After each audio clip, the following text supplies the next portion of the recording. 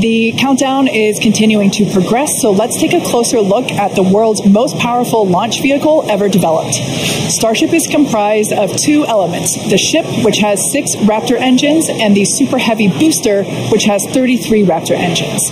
Starship is capable of about twice the thrust of the Saturn V rocket, and with future engine upgrades, it will actually be 3 times more powerful.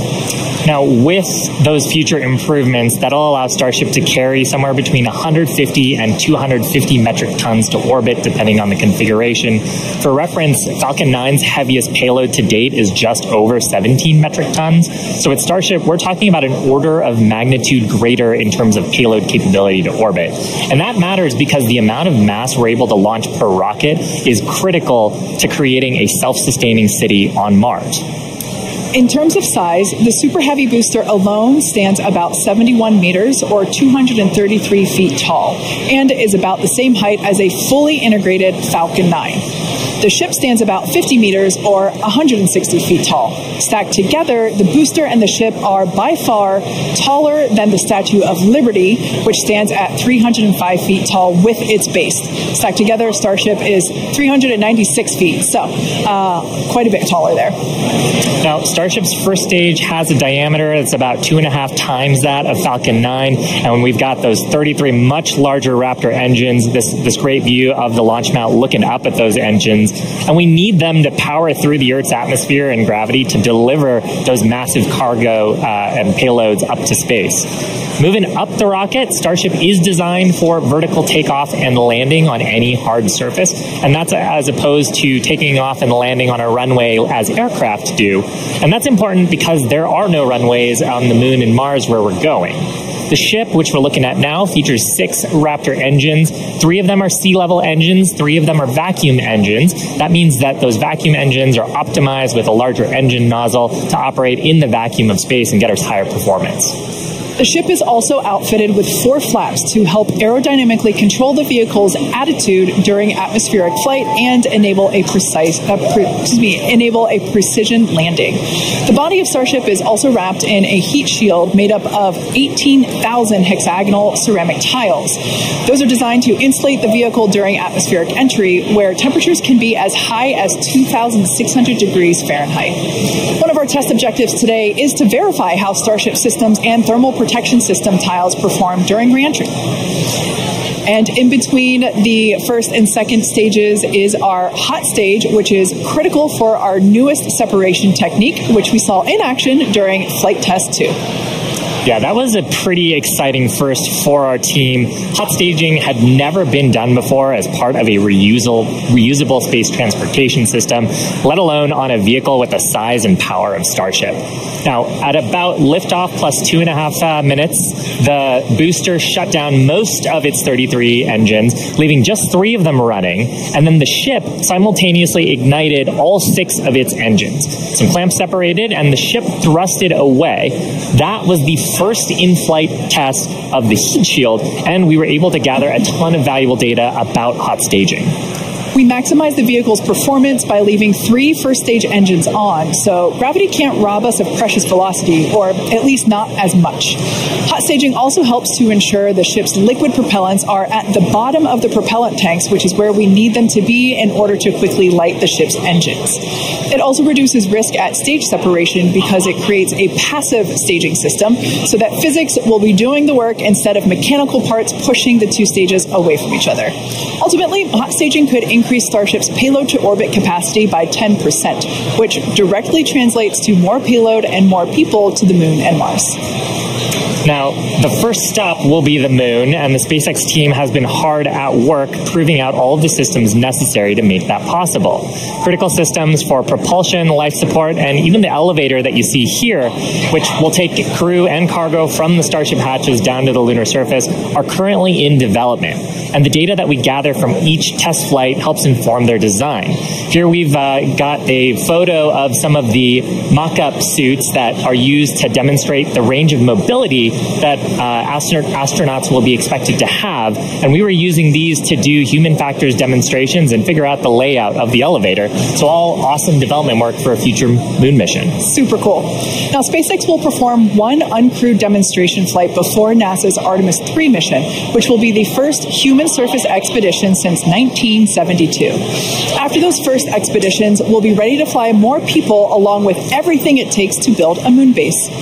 There's so much to look forward to. It's incredible that humans are finally going back to the Moon. You couldn't have said it better, Kate. And the Moon is just the proving ground. It's just the start. When the time comes to make the leap to Mars, everything ramps up by orders of magnitude. The logistics of supporting an entire city on Mars are daunting and will require millions of pounds of cargo flown from Earth and spread out over thousands of launches. And today's flight test is one more step toward that ultimate goal. We're currently at T-minus 11 minutes, 47 seconds. Let's check in with Dan once again for a countdown update. Hey, Kate. Still good news from down here at Starbase. We're not tracking any technical issues that are going to block us to a launch. Our T0 time still holding to 8:25 a.m. Central, so just about 11 and a half minutes from now.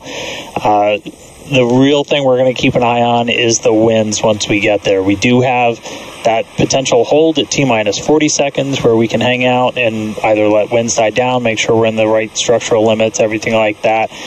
So don't be surprised if we do a hold at T-minus 40. We've done those on previous flights, but we are not tracking any technical issues. The range is going to be green for launch, so all that really great news. We're still loading propellant on the vehicle, on the ship. We're just about done loading the header tanks, the 2 smaller tanks in the top, and then we'll go back to the main tanks. They're about 85% full, and then booster, both fuel and LOX over 80%. So looking good there. The launch pad itself is getting ready for liftoff. We commanded the booster hold downs open already about 20 minutes ago or so. And then that just means that once that rocket has sufficient thrust to overcome its weight, your thrust-to-weight ratio goes over 1, it's going to lift off. We don't have a command to actually release the hold downs once it starts up. Just also a reminder, actual liftoff happens a few seconds after you see those engines ignite. So you'll see fire, and then a few seconds before Starship really starts to take to the skies. Our range team just going to keep on making sure land, sea, air are all clear as we really count down. But that's the latest. We're just coming up on 10 minutes before launch. Everything looking good for Starship's 3rd test flight. I'll toss it back to you guys in Hawthorne. Great, thanks, Dan. Now, if you've been following SpaceX over the years, you've no doubt heard us talk about our goal of full and rapid reusability. Nearly all of the Falcon boosters flown last year and this year have been reused, or as we like to say, flight proven. We've landed Falcon 9 and Falcon Heavy boosters 283 times since first doing so in 2015. And with Starship, our mission is to take reusability even further by reflying both stages with little downtime between flights. And we plan to fly as often as possible. As we mentioned earlier, rapid and complete reusability is critical to enabling routine spaceflight. The team at Starbase has been hard at work developing and manufacturing the hardware that will ultimately take humans back and forth to the Moon and Mars.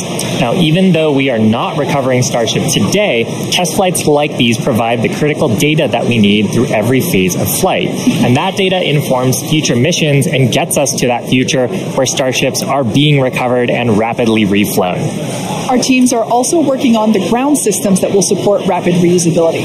When we start recovering Starship boosters, we'll want them to return to the launch site for a quicker turnaround, as you can see here depicted in this animation on your screen.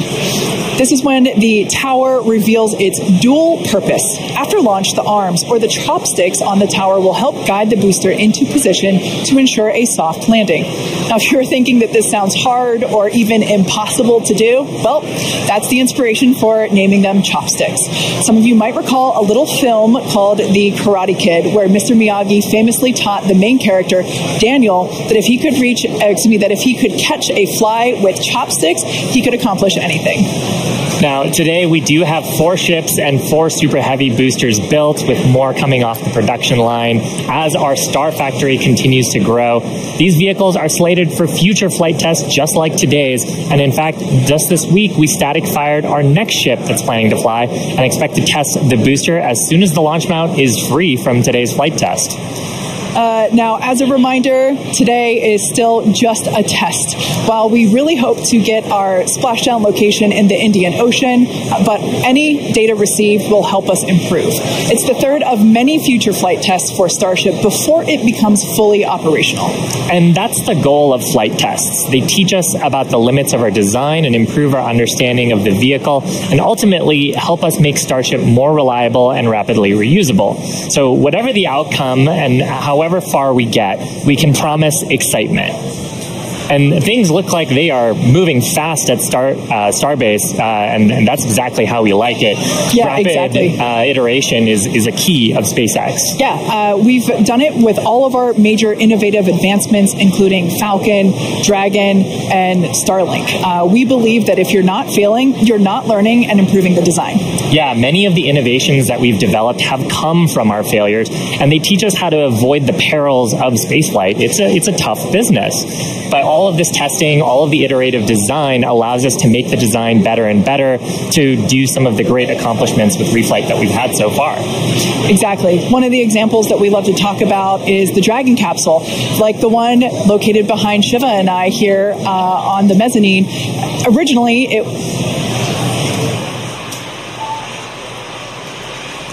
it was not designed to be reusable. We wanted to prove the initial design, and then when we brought Dragon 2 online, we had to do a lot of corrosion analysis based on flights that had splashed down and analysis on hardware received there. And now our Dragons are reusable and also rapidly at a much rapid pace than they used to be. Yeah. So, I mean, great learnings from our original Dragon to our new crew and cargo vehicles have directly improved the operations, and they've helped us change our understanding of what's possible when it comes to rocket and spacecraft reusability. Now, we're just under T-minus 6 minutes, so I think it's another good time to check in with Dan for the rest of terminal count. How are we looking, Dan? Thanks, Shiva. We're looking good. 5 minutes, 35 seconds, and we're counting down. We are just about at closing the prop load sequences on booster and ship. Just a reminder, ship we're going to close out at around 3 minutes and 30 seconds, booster at about 2 minutes and 50 seconds. Once all of that prop is loaded on board, we'll have about 10 million pounds of propellant on both stages of Starship. Now, after that happens, we'll go through a couple of different procedures with the ground. We'll do what's called pushbacks, clearing out the lines between our prop farm and the vehicles themselves before we get to launch. And then in the next few minutes, we'll get the final guidance system alignments, some final thrust vector control on the booster checks, and all that will be performed. And again, if we need to hold, we have a hold gate built in at T-minus 40 seconds where we can hang out. It sounds like today we'll have about 15 minutes to hold at T-minus 40 if we need to. If we hit that right now, it looks like the most likely reason would be winds. We're not tracking any technical issues to our T0 at 8:25, just about 4.5 minutes from now. So, I mean, everything's really looking good. The booster's almost at full frosty, so we'll see that close out in just a couple of minutes. But we're getting really close to flight, guys. The excitement is definitely growing here in Hawthorne, SpaceX headquarters. There is a large crowd gathering. You might hear them cheering occasionally. Now, Dan mentioned a good point about the holds. We have an opportunity to today hold for a few minutes. And this is a really cool thing about Starship. And we don't have this opportunity with Falcon or Falcon Heavy. Up until the T-minus 40-second point, aborts are just holds. So anything that would trigger an abort prior to T-minus 40 seconds becomes a hold. So that's a really cool feature to allow the team to wait for final checkouts or assess prop levels, engines, avionics, vehicle pressurization. It's really helpful to ensure a liftoff. Yeah, and that's something that is very different from Falcon. I'm sure people have watched our launches, and then we get right down past prop load and then have to scrub because of weather or scrub because of an issue on the vehicle. And we don't have the same constraints on our propellant and our system with Starship, which gives us more availability in the window. And sometimes that's all you need. Sometimes the winds dip just enough where you can launch the rocket safely. And otherwise, if you didn't have that ability to hold a few minutes, you might miss that window and then have to recycle to another day. Yeah, exactly, which is kind of like today. Like we mentioned earlier, winds are the thing that we are watching, so good news there. So we are still continuing to progress. We're looking at liftoff in just under almost 2.5 minutes from now. Super exciting. Like we said before, there's nothing more exciting than watching a test flight for a developmental program, and that's where we're at today. And like we talked about, we have some really ambitious goals for today's test. But really, the point of today's test is to try to get as much data as we can so we can inform the next iteration of the design of Starship, work those things into flight test number 4 and new objectives there that'll eventually get us to that glorious, rapid, reusable future that we so badly want.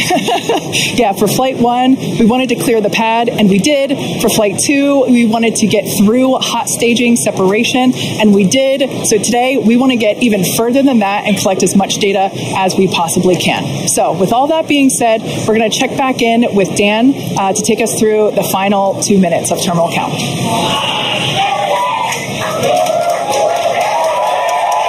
All right. We are under 2 minutes away. We have closed out the prop load on the booster and on the ship.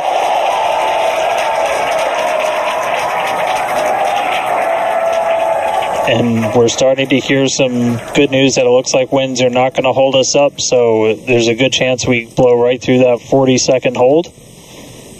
So we're about 1 minute and 20 seconds away. Just walking you through one last time, we're going to see the engines ignite about 4 seconds before we hit our T0. They're going to ignite in 3 different banks. You'll get 13 of the inners, 15 of the outers, and then the last 5 ignite just 2 minutes before T0. And then after that, the quick disconnect will retract. The engines will start to throttle up, and then we'll see liftoff about 1.5 seconds after T0. So we're under 1 minute away.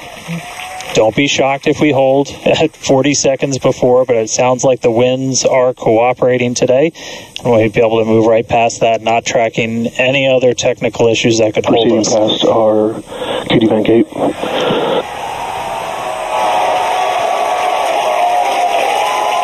Through the QD vent gate past that 40-second hold. Go for launch. Flight Director Ty Huntington telling the team we are go for launch. So 20 seconds to go. Let's listen in. T-minus 10, 9, 8, 7, 6, 5, 4, 3, 2, 1.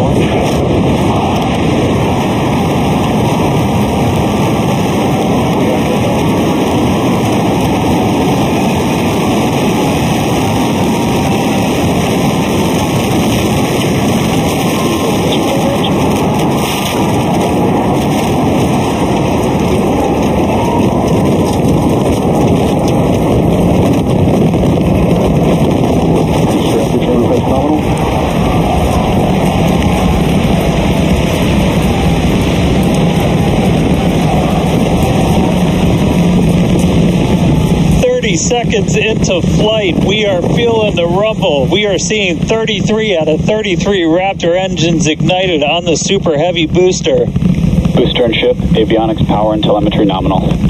Acquisition of signal, Corpus Christi.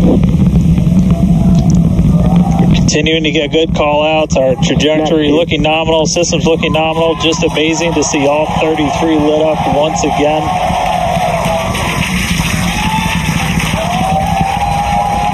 At this point, we've already passed through max Q, that maximum dynamic pressure, and passing supersonic, so we're now moving faster than the speed of sound, getting those onboard views from the ship cameras.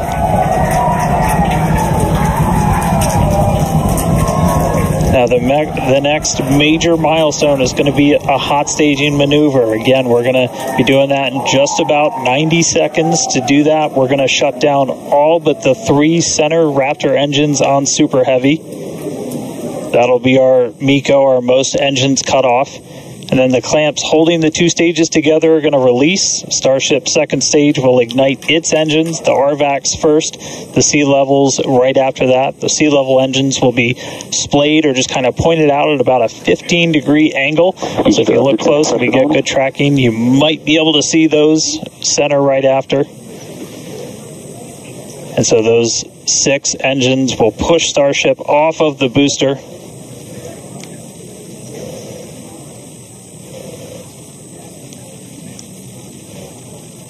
All right, counting down now. We're going to be coming up right around the 3-minute mark on that hot staging maneuver. Again, we'll see the booster engines start to shut down. You'll see all but 3 lights go out in the middle. And then we'll see the engines ignite on ship, pushing it away. And that will start carrying the ship into space. Booster will start to do its flip and then move into the boost back burn, setting it up for eventual splashdown in the Gulf of Mexico. Stage separation.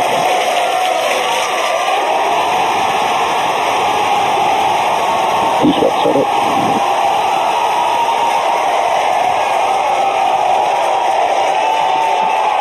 Hot staging confirmed. Boosters now making its way back, seeing 6 engines ignited on ship. Kate, we got a Starship on its way to space and a booster on the way back to the Gulf. Oh, man. I need a moment to pick my jaw up from the floor because these views are just stunning. These are live views from Starship. First stage is currently performing ship avionics, power, and telemetry nominal. Good there, news informing us that the second stage or the ship, everything looking good, nominal there.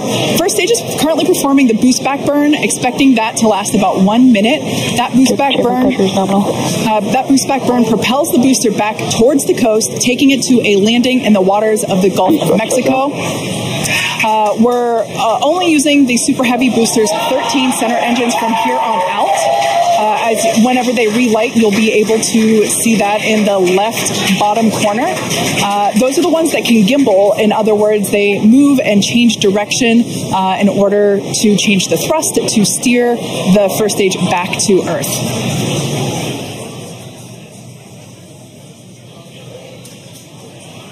Wow, these are just incredible views coming to us.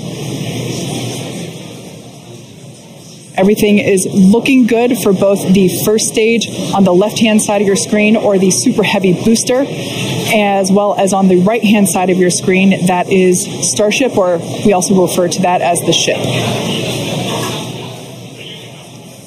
Now, the boost back burn was the first of 2 burns required to return it to Earth. The next one will be the landing burn, where all 13 center engines will initially ignite and then transition into a 3-engine burn to help slow it down. Now, just as a reminder of the Stage 1 test objectives, we're looking for controlled ascent, which we have so far. Stage separation, which, gorgeous, we cruised right through it, as well as on a nominal trajectory.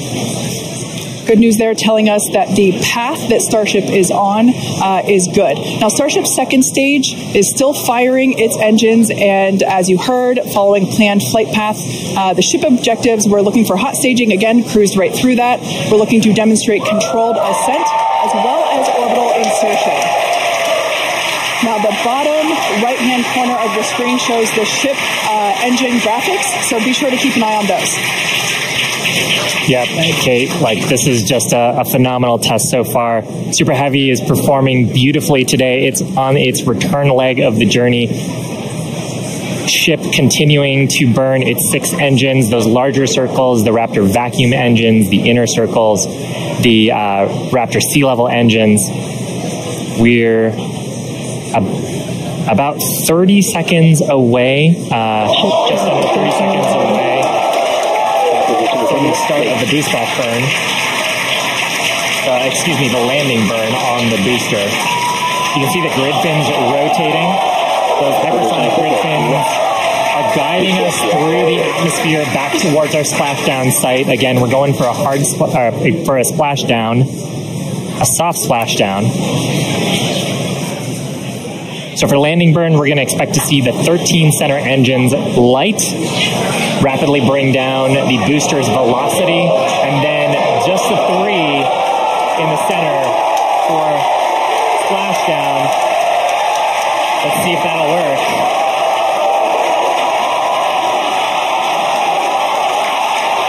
We're getting a few engines.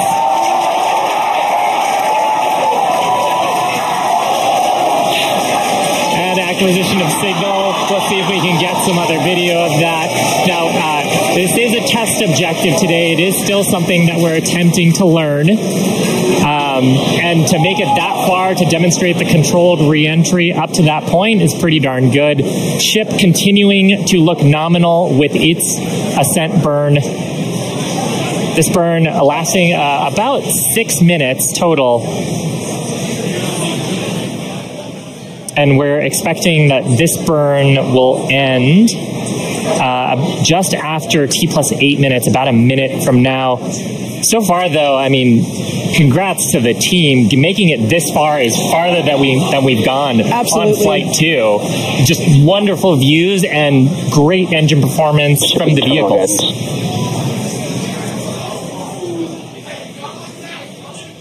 So far, we've hit controlled ascent. We're in the middle of that right now. We demonstrated the hot staging. Kate, as you said, cruised through that.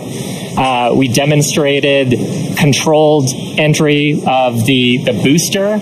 Just dropped a little short of the engine relay, but hey, that's something we can learn for the next one. Yeah. Now, that view that we just had moments ago was a live shot of Star Command. There you see it again. This is our Mission Control Center at Starbase, where vehicle operators are standing by. Now, the next milestone coming up is in less than a minute.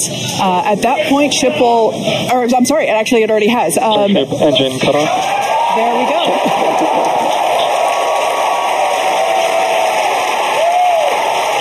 As you heard there by the call out and from the crowd behind us,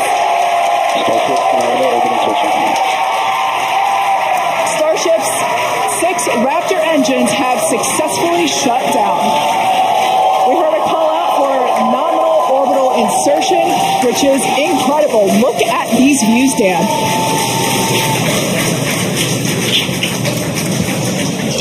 I'm just completely blown away right now.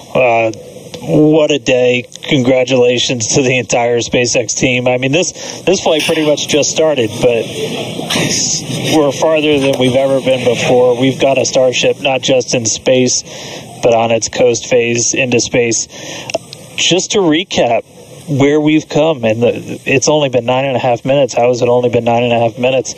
We lifted off right on time at 8:25 a.m. We didn't have to hold at our gate at all. We had 33 out of 33 Raptor engines open up and light and get us through a nominal ascent. Another successful hot stage. All 6 engines on the ship propelling us into orbit. We did see what looked like a nominal boost back burn, and then we did make it all the way to the landing burn this time. It didn't light all the engines that we expected, and we did lose the booster. We'll have to go through the data to figure out exactly what happened, obviously. So we'll be on the lookout for information about that. But wow, a ship in space. We've got a bunch of, as we said, ambitious objectives ahead of us over the next couple of minutes and pretty much over the next hour, where we're going to we've got the ship in space. We're now going to take advantage of this and try and learn as much as possible about some of the other systems, including that first ever Raptor relight in space. So it's just going to be incredible. So all of that still to come. The mission just started, but wow, what a liftoff! What a hot stage! What an amazing sight to see Starship there in outer space. I can't believe we're seeing it in space. This is awesome. Wonderful. Now, we are going to be coasting for the next about 30 minutes or so. We'll be back around the T plus 40 minute mark, and that'll be Starship continuing to coast, hit those ambitious test objectives, and then continue on to re-entry. We're not totally sure what video that we'll get, since that normally comes to us as we overfly ground stations, and we don't have a ton of those along our trajectory. But as we have video, we'll be sure to bring that to you. Starlink may be able to bring us additional communication paths today that will allow us to talk to Starship through re-entry with no communications blackout period. It's a possibility, but either way, we will be live for all of today's milestones. And of course, when we do have views, Puerto Rico, especially like the ones that we have now, which I just cannot get over, when we have views, we will be sure to bring those to you live. But no views or no views, we'll see you back here at T plus 40 minutes. Pez door is opening. And there we just heard call it that Pez door is opening. So that's great. First test. One of our test objectives today is to open and close that Pez door. That's where we will deploy Starlink satellites from in the future. So great news there that test objective is already underway.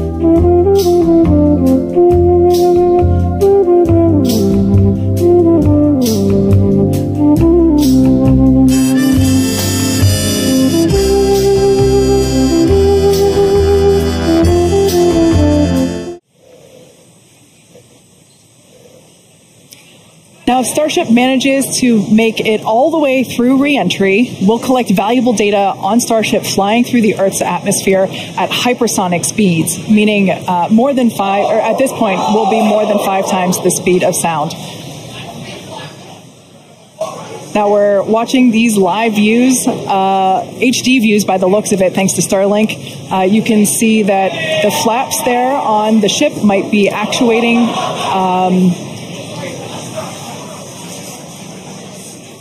Certainly some incredible visions of planet Earth behind Starship. Now, we've already validated Starship's ability to fly and land at subsonic speeds. You might recall those suborbital flights from a few years ago, and we can see those flaps there. So getting data on aspects like heating and control while traveling way faster than we did before is going to be critical to eventually bringing Starships back from space for rapid reuse. So I mentioned those flaps. That's one of the things that enables Starship to help control itself and survive the heat of reentry, which, like we said before, we're expecting that reentry to occur around T plus 49 minutes. So we're getting pretty close here. And what you're seeing here, it looks like the vehicle is sort of moving back and forth. Part of what you're also seeing is one of the cameras, this onboard view that we have, is on the end of a flap. Starship has front flaps and rear flaps in the vehicle. So we've got 4 of those. And, oh man, we can see the heating on those flaps as we're starting to re-enter the Earth's atmosphere. This is where the Earth's atmosphere is doing the work to slow us down. Now, like we said, this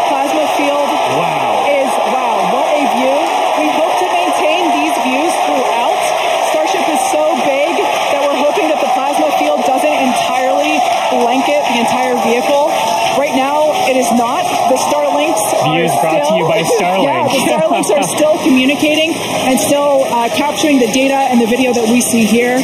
I mean, Shiva, this is just absolutely incredible views. We've never seen anything like this before. This is the biggest flying object ever in space. Absolutely, Kate. And it's important to note, with the ascent burn that we did was to get us to orbital velocities, even though we were on a nearly orbital trajectory.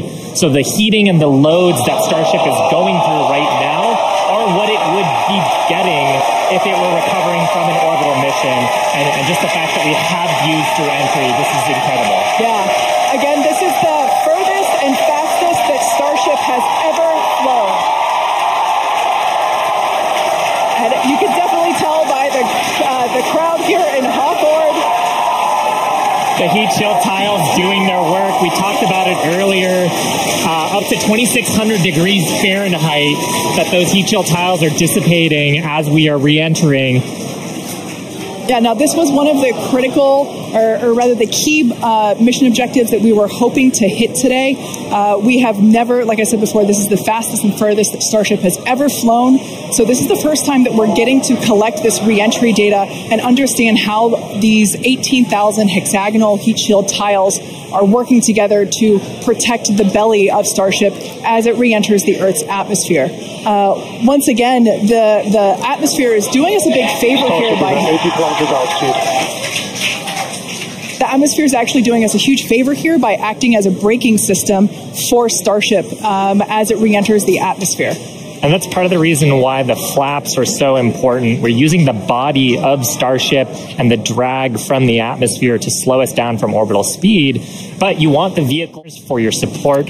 And we want to give a big thanks to the people of Cameron County, Texas, for their support, as well as the Coast Guard and the Federal Aviation Administration. Be sure to follow the SpaceX account on X for more updates from today's test flight and future Starship tests. But before we go, we want to wish SpaceX a very happy birthday. The company was founded on this day in 2002 when it basically consisted of this small team, a carpet and a mariachi band. I don't know about you, but we're feeling 22. Also, it's Pi Day. Yeah, but I mean, Pi Day is constant and never ending, so shouldn't every day be Pi Day from now on? I mean, that's a really good point, and I think after a test like today's, we all deserve some pie. Thanks for watching, and we'll see you next time.